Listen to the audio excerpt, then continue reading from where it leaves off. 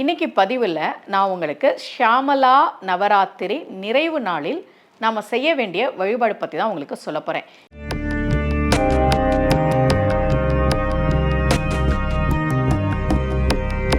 ரகசிய உண்மைகள் சேனலை பார்த்து கொண்டிருக்கும் உங்கள் அனைவருக்கும் சுமதி ஸ்ரீயின் அன்பு வணக்கம். இந்த பகுதியில் நம்ம நிறைய பரிகார முறைகள், பரிகார தலங்கள், ஆன்மீக கேள்வி பதில்கள், ஆன்மீக சந்தேகங்கள், என்ன பிரச்சனைக்கு என்ன மாதிரி வழிபாடு பண்ணணும்னு தொடர்ந்து பார்த்துக்கிட்டு இருக்கோம். ஏற்கனவே ஷியாமலா நவராத்திரிக்கு நான் உங்களுக்கு ஒரு பதிவு கொடுத்துருக்கேன். நம்ம எல்லாருக்கும் புரட்டாசி மாதத்தில் வரக்கூடிய நவராத்திரி தெரியும். அது போக இன்னும் 3 நவராத்திரிகள் உண்டு. அதில் ஒன்று தான் ஷியாமலா நவராத்திரி. இந்த தை மாதத்தில் வரக்கூடிய நவராத்திரிக்கு ஷியாமலா நவராத்திரின்னு பேர்.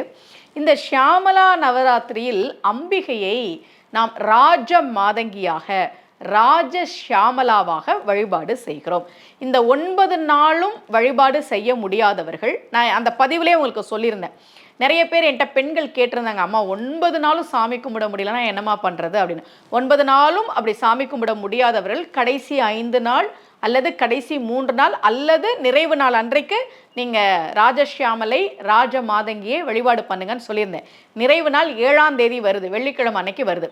அன்றைய தினம் அம்பாள் ராஜ மாதங்கியாக இருக்கிறாள். அவ யாருன்னா லலிதாம்பிகையின் படை தளபதிகளுள் ஒருவளாக இருந்து லலிதாம்பிகைக்கு ஆலோசனை சொன்னவள். அவள்தான் லலிதாம்பிகை, அவள்தான் ராஜ மாதங்கி, அவள்தான் வாராகி. அம்பிகை பல ரூபங்களை எடுக்கிறாள். மந்திரினின்னு பேரு. லலிதா சகஸ்ரநாமத்தில் கேய சக்கர ரதாரூட மந்திரினி பரிசேவித்தா என்கிற வரி இந்த மந்திரினியை குறிக்கிறது. அவள் மதங்க முனிவருக்கு மகளாக பிறந்த போது மாதங்கி என்கிற திருநாமம் அமைந்தது. இந்த மதங்க முனிவர் யார் தெரியுமா? பிரம்மன் மதங்க யானையாக வடிவம் எடுத்து சிவபெருமானை வணங்கி சில ஆற்றல்களை பெற்றார். அப்படி அவர் மதங்க வடிவத்தில் இருந்தபோது அவருக்கு மகனாக பிறந்தவர் தான் மதங்க முனிவர்.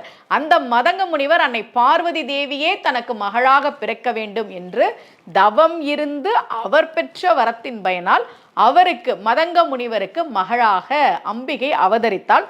அந்த நாள் ஆடி மாதம் வெள்ளிக்கிழமை திருவெண்காடு கோவில் இருக்கு, கும்பகோணம் பக்கத்துல புதன் ஸ்தலம். அந்த கோவில்ல இருக்கக்கூடிய மதங்க தீர்த்தத்துல, மதங்க புஷ்கரணியில நீலோத்பவ மலரில் ராஜ மாதங்கி அவதாரம் செய்தாள் என்று அவளுடைய அவதாரத்தை பற்றி புராணம் கூறுகிறது. இந்த ராஜ மாதங்கியை இந்த நாட்களில், அதிலும் முக்கியமா ஷியாமலா நவராத்திரி நிறைவு நாளில் நாம் வழிபாடு செய்கிற போது, பொதுவாக மாதங்கியினுடைய வழிபாடு என்பது அரச பதவியை பெறுவதற்கு, அரசாங்க காரிய அனுகூலம் கிடைப்பதற்கு, அரசாங்க காரியத்தில் வெற்றி கிடைப்பதற்கு நாம் செய்ய வேண்டிய வழிபாடு ராஜ மாதங்கி வழிபாடு. கலைத்துறையில் ஜெயிக்கிறதுக்கு, நான் கலைத்துறையில் வரணும்னு நினைக்கிறேன், நான் நல்லா பாடுவேன், ஏன்னா ராஜஷியாமலை கையில் வீணையோடு இருக்கக்கூடியவள். ஷியாமலா தண்டகத்தை தொடங்குகிற போதே மாணிக்க வீணையோடு இருக்கக்கூடியவளே என்றுதான் காளிதாசர் தொடங்குகிறார். அப்படி கையில் வீணையோடு இருக்கக்கூடியவள், பாட்டு பாடக்கூடியவங்க, நடனம் ஆடக்கூடியவர்கள். நிறைய பெண்கள் நான் டெய்லரிங் பண்ணுறேன், ஆரி ஒர்க் பண்ணுறேன்பாங்க. அது கலைகளுக்கெல்லாம் அதிபதியாக இருக்கக்கூடியவள். இந்த கலைத்துறையில் ஜெயிப்பதற்கு, அரசாங்க காரியங்களில் வெற்றி கிடைப்பதற்கு, அல்லது அரசு சார்ந்த விஷயங்களில் ஒரு தலைமை பதவிக்கு வருவதற்கு, முக்கியமாக மாணவர்களுக்கு படிப்பதற்கு நாம் ராஜ மாதங்கியை, ராஜ ஷியாமலையை வழிபாடு செய்ய வேண்டும். மதுரை மீனாட்சி அம்மன் ராஜஷியாமலா, ராஜ மாதங்கி வடிவத்தில் இருக்கக்கூடியவள். வீட்டில் மீனாட்சி படம் வச்சுருந்தீங்கன்னா 7ஆம் தேதி வெள்ளிக்கிழமை அன்றைக்கு மாலை அவளை நீங்கள் வழிபாடு பண்ணுங்க. உங்களால் கோவில்களுக்கு போக முடியும்னா கோவில்களுக்கு போய் வழிபாடு பண்ணுங்க. அன்றைய தினம் கண்டிப்பாக ஷியாமலா தண்டகம், ஷியாமலா ஸ்தோத்திரம் வழிபாடு செய்து ராஜ மாதங்கியை ஷியாமலா நவராத்திரி நிறைவு நாளில் நாம் வழிபாடு செய்ய வேண்டும். அப்படி செய்கிற போது நிச்சயமாக மந்திரினி அப்படின்னா அவள் அந்த மந்திரி சபையிலிருந்து ஆலோசனை சொல்லக்கூடியவள் இல்லையா? போர் நடக்குது, பண்டாசுரனோடு லலிதாம்பிகை போர் செய்கிறாள். அப்போ இன்னைக்கு இப்படி போர் பண்ணலாம், இல்லை அவன் இந்த வியூகம் வச்சிருக்கான், நாம அந்த வியூகத்துக்கு இப்படி பதில் தரலாம், இந்த மாதிரியெல்லாம் ஆலோசனை சொல்லக்கூடியவள் தான் ராஜ மாதங்கி. இந்த ராஜ மாதங்கியை நாம் வழிபாடு செய்கிற போது, முக்கியமாக இந்த ஷியாமலா நவராத்திரியினுடைய நிறைவு நாளில் நீங்கள் ராஜ மாதங்கியை வழிபாடு செய்கிற போது வாழ்க்கையில் என்ன முடிவு எடுக்கிறதுன்னு தெரியாமல் சில நேரம் திணறி இருப்போம். நான் கல்லூரியில் பேராசிரியராக வேலை பார்த்தேன். வேலையை விடணும்னு நான் முடிவு பண்ணுறேன். ஆனால் எனக்கு ரொம்ப தயக்கமாக இருந்தது.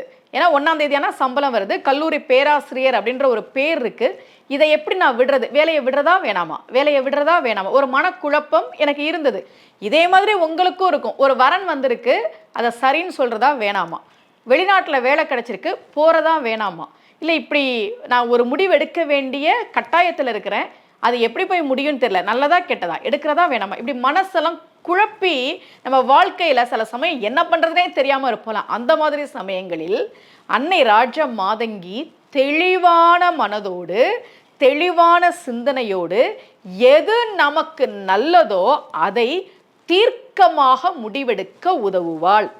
லலிதாம்பிகைக்கு அவள் மந்திரினி அப்படின்னா நமக்கு யாருன்னா, நாம போய் போர் செய்ய போறது கிடையாது.